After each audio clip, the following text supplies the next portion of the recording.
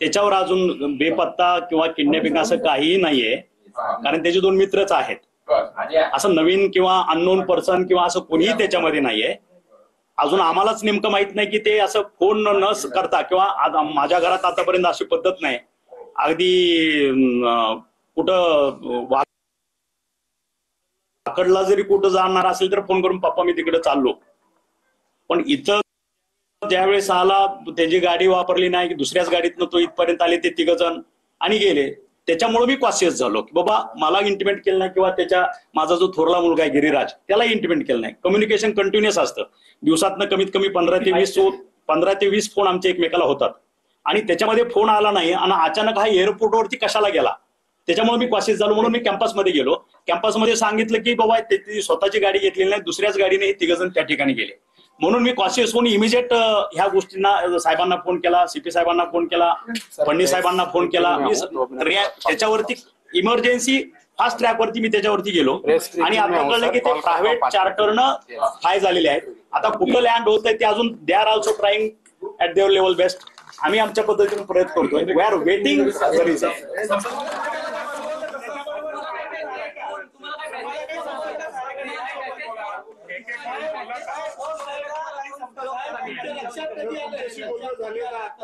सुखरूप आहेत का तुमच्याशी बोलणं झालंय? फ्लाईट मध्ये असल्यावर बोलणं कसं होईल? आपल्याला समजलं कसं फ्लाईट मध्ये जो ड्रायव्हर सोडायला गेला होता तो ड्रायव्हर आला कॅम्पस माघारी. तो म्हणला की मी त्यांना सोडून आलो एअरपोर्टला. म्हणून आम्हाला कळलं की एअरपोर्टला आले. ते नेमकं कुठे गेले ते समजू शकतो काही नाही, काहीच माहित नाही.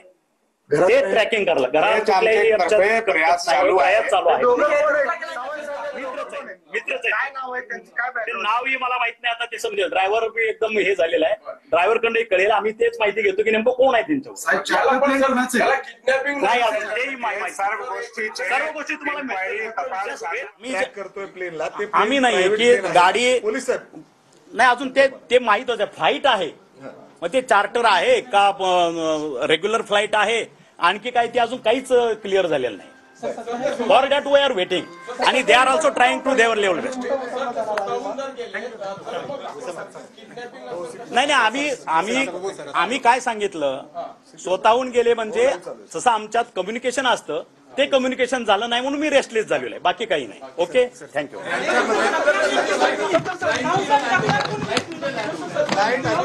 तानाजी सावंतांची ही प्रतिक्रिया आपण पाहिलेली आहे. ऋषीराज सोबत त्याचे 2 मित्र आहेत असं माहिती मिळते असं तानाजी सावंतांनी सांगितलं आहे. दरम्यान विमानाने ते नेमके कुठे जात आहेत याबद्दल अद्याप कळू शकलेलं नाही. या प्रकरणी FIR दाखल केल्याची माहिती पोलिसांनी दिलेली आहे.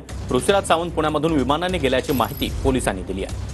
तर ऋषीराज सोबत त्याचे 2 मित्र आहेत. तानाजी सावंत यांनी स्वतःच ही माहिती दिलेली आहे. दरम्यान काही अंतरावर जात असल्याचं सांगणारा मुलगा अचानक न सांगता कुठे गेला यामुळे मी जास्ती कॉन्शियस झालो असंही तानाजी सावंतांनी म्हटलेलं आहे. आणि त्यानंतर त्यांनी पोलीस आयुक्तालयामध्ये पोलीस आयुक्तांची भेट घेत या संदर्भात तक्रार देखील दिली आहे.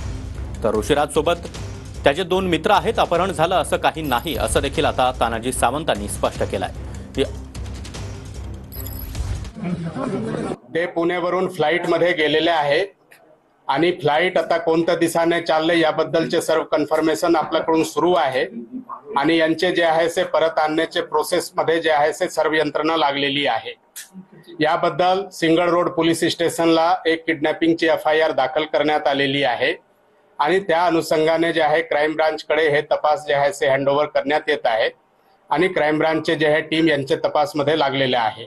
माननीय तानाजी सावंत साहेबांचे मुलगा यांना कोणीतरी घेऊन गेलेले आहे. हे माहिती मिळाल्यानंतर यांची माहिती घेणे सुरू झालेली आहे.